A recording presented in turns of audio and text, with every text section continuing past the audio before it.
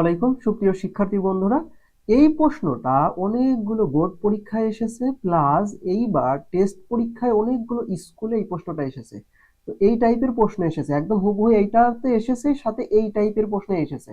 তো এইটার সলিউশনটা একটু মনোযোগ দিয়ে দেখো, এই টাইপের ম্যাথ আর ভুল হবে না। দেখো এইখানে বলছে পি স্কয়ার সমান এত হইলে 1/p এর মান নিচের কোনটি। এই ক্ষেত্রে তুমি একটা কাজ করবে, একদম সহজে যেটা করবে সেটা হচ্ছে এই যে পি স্কয়ার সমান, দেখো দুইটা সংখ্যার যোগফল দেওয়া আছে, ঠিক আছে। তো তোমার প্রথম কাজটা হচ্ছে যে এই যে পি স্কয়ার, এই পি স্কয়ারকে দুইটা সংখ্যার বর্গে, দুইটা সংখ্যার যোগফল আকারে লেখা, ঠিক আছে। দুইটা সংখ্যার যোগফল আকারে লেখা মানে এই পিটাকে দুইটা সংখ্যার যোগফল আকারে লিখতে হবে। সরি, এখানে স্কয়ার দিই না, মনে করো এখান থেকে পি স্কয়ার থেকে আমি শুধু পি নিলাম, পি কে দুইটা সংখ্যার যোগফল আকারে লিখতে হবে। কিভাবে? একটা হচ্ছে রুট ওভার এ আর একটা হচ্ছে রুট ওভার বি, ঠিক আছে। এইরকম এই যে রুট ওভার এ এবং রুট ওভার বি দুইটা সংখ্যার এরকম যোগফল আকারে লিখবে, এবং যেহেতু এখানে পি স্কয়ার আছে তাহলে এই পাশে পি স্কয়ার দিবে এবং এই পাশেও হচ্ছে স্কয়ার দিবে, ঠিক আছে। তাহলে এই কাজটুকু প্রথমে করে নিবে। এই কাজটুকু করে নেওয়ার পরে এইবার তুমি কি করবে, এইখানে দেখো তো, এইখানে তুমি হোল স্কয়ারের সূত্র করে দাও। তাহলে কি হবে দেখো, root over A square plus 2 into root over A into হচ্ছে রুট ওভার বি প্লাস হচ্ছে রুট ওভার বি তার স্কয়ার। তাহলে দেখো তো এক লাইন যদি করি তাহলে এখানে কি হচ্ছে, এ প্লাস বি, এই যে এই বিটা এখানে নিয়ে আসলাম, বি প্লাস হচ্ছে 2 ইনটু হচ্ছে রুট ওভার এ বি। বুঝতে পারছো কিনা? এই যে এই দুইটা রুট ওভার এ রুট ওভার বি গুণ করলে রুট ওভার এ বি এটা লেখা যায়, ঠিক আছে। এখন দেখো এই যে দেখো পি স্কয়ার সমান সমান কি দাঁড়ালো, পি স্কয়ার সমান এইটা দাঁড়ালো। হ্যাঁ, এখন এই সংখ্যাটাকে আমি দেখো তো এই যে 13 প্লাস 168 এর সাথে তুলনা করতে পারি না। 13 plus 168 root over 168, 13 plus root over 168। এখন দেখো তো এই যে রুট ওভার 168, এইটাকে যদি আমি একটু ভেঙে নিই, এইটাকে একটু যদি ভেঙে নিই তাহলে কি দাঁড়াচ্ছে দেখো তো, 4 ইন্টু হচ্ছে 42, 4 ইন্টু কত, 4 ইন্টু 42, 42 দুগুণে 84, 84 দুগুণে 168।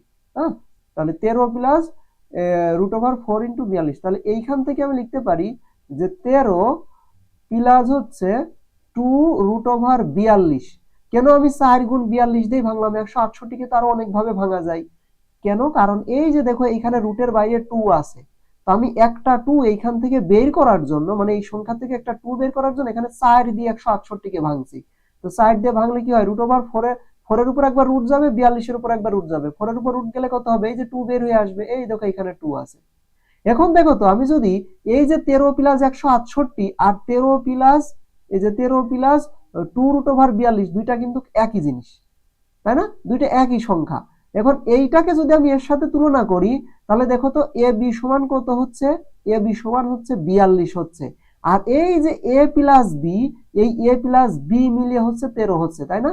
এ প্লাস বি মিলে কত হচ্ছে, এ প্লাস বি মিলে 13 হচ্ছে। আমি কি বুঝাইতে পারছি? আশা করি বুঝাইতে পারছি। দেখো এখানে এ প্লাস বি মিলে কত, 13, এই যে এখানে দেখো 13, আর এই যে রুট ওভার এই যে এ বি, তার মানে এ বি সমান কত, এই যে 42। এখন তার মানে দেখো এইখানে এ আর বি এমন দুইটা সংখ্যা যেখানে হচ্ছে এ বি গুণ করলে 42 হবে আর এ বি যোগ করলে 13 হবে। এখন বলো তো কোন দুইটা সংখ্যা গুণ করলে 42 হয় আর যোগ করলে 13 হয়? 7 আর 6 না? 7 আর 6, তার মানে এ সমান হচ্ছে কত, এ সমান হচ্ছে 7 আর বি সমান হচ্ছে কত, বি সমান হচ্ছে 6। তাহলে এই দেখো এ বি কত হবে সেটা কিন্তু আমরা পেয়ে গেলাম, তাই না? এ বি কত হবে সেটা কিন্তু পেয়ে গেলাম। তাহলে এইখান থেকে দেখো তো আমরা কি এইটা লিখতে পারি না, কি লিখতে পারি দেখো তো, এইখান থেকে আমরা লিখতে পারি যে হচ্ছে পি স্কয়ার, এই যে যে পি স্কয়ারটা আমাদের এখান থেকে দেওয়া আছে, এই পি স্কয়ার সমান সমান হচ্ছে 7 যোগ ও সরি সরি, এই যে এইখানে, এই যে এইখানে বসাবো, এইখানে, এইখানে, কারণ এইখান থেকেই তো এটা আসতেছে, তাই না? তাহলে এইখানে আমি একবারে লিখে দিই, দাঁড়াও, একটু ভেঙে লিখলেও লেখা যায়। আচ্ছা যাই হোক, এইখানে একবারে লিখে দিই, তাহলে কি আসতেছে, P square equal to root over 7 plus root over 6 তার উপর কত, এই যে হোল স্কয়ার। দুই পাশ থেকে যদি স্কয়ার উঠে দেয় তাহলে পি সমান কত আসতেছে বলো তো, পি সমান রুট ওভার 7 প্লাস হচ্ছে রুট ওভার 6। ক্লিয়ার? এই দেখো পির মান পেয়ে গেছি, আমাদের এখন কি বের করতে হবে? 1/p-র মান বের করতে হবে। কিসের মান বের করতে হবে? 1/p এর মান বের করতে হবে। 1/p বের করি চলো। আচ্ছা, এই যে 1/p বের করার সময় আমরা কি করব? এই দেখো পি, এই পিটাকে জাস্ট উল্টাই দিছি, তাহলে 1/p হয়েছে। এখন এইটাকে উল্টাই দেব, তাহলে 1/√7 প্লাস হচ্ছে √6। এখন আমি ভগ্নাংশের নিচে এই রুট রাখবো না, ভগ্নাংশের নিচে রুট রাখবো না, এর জন্য আমাকে একটা কাজ করতে হবে, সেটা হচ্ছে উপর এবং নিচেই এই যে এইটার কনজুগেট দিয়ে গুণ করতে হবে। কনজুগেট মানে কি জানো? কনজুগেট মানে অনুবন্ধী। তো এই যে এইটার অনুবন্ধী কি দেখো, এইটার অনুবন্ধী হচ্ছে √7 প্লাস হচ্ছে √6, এইটার অনুবন্ধী হচ্ছে √7 মাইনাস হচ্ছে √6।